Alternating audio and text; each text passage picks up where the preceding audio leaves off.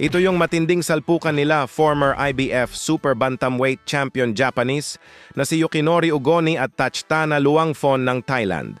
So dito nga po mga bossing sabay nagpakawala ng suntok ang dalawa na parehong tumama sa kanilang pagmumukha. Kaya sabay silang bumagsak. Ang pinagkaiba lang dyan mga boss, mas malakas ang suntok na tumama kay Ugoni. Kaya naman ito humandusay sa lona, habang itong si Luangphon hindi naman sumayad sa lona ang kanyang katawan. Kaso napatukod kaya knockdown pa rin. So panalo nga po sa laban na yan si Ugoni by decision.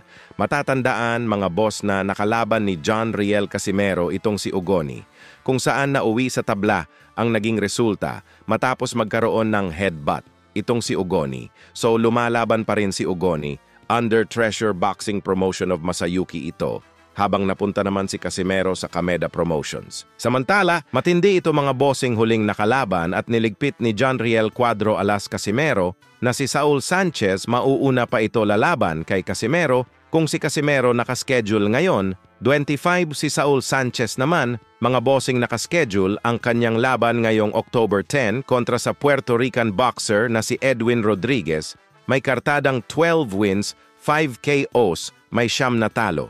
Kaya matindi, taong 2019 naglaban na itong dalawa.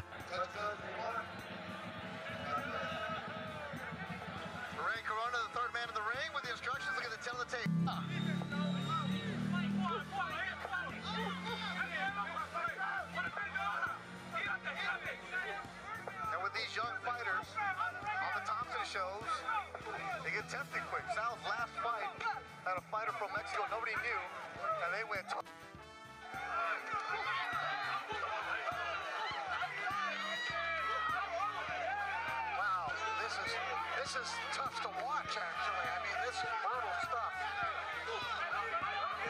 Up at the boxing books. And now to the judges' scorecards we go. We have a split decision. Dr. Lou Moret scores about 96-94 for Rodriguez. Max DeLuca sees it 94-96 for Sanchez. And Carla Knight sees it 96-94, all in favor of your winner by split decision. And new champion from Juan Diaz, Puerto Rico,